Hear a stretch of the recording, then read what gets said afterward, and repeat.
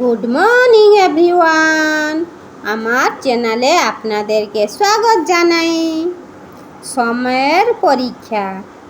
ভালো সময় তো সবাই পাশে থাকে, কিন্তু যে খারাপ সময় হাত ছেড়ে না সেই হলো প্রকৃত বন্ধু।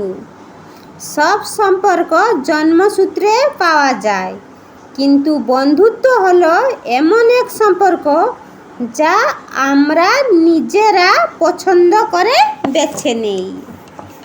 নীরবতার পরিভাষা। সত্যিকারে বন্ধুত্ব কথা বলার চেয়ে একে অপরের নীরবতা বুঝে পারাটাই বেশি গুরুত্বপূর্ণ। ভুল শুধরে নেওয়া।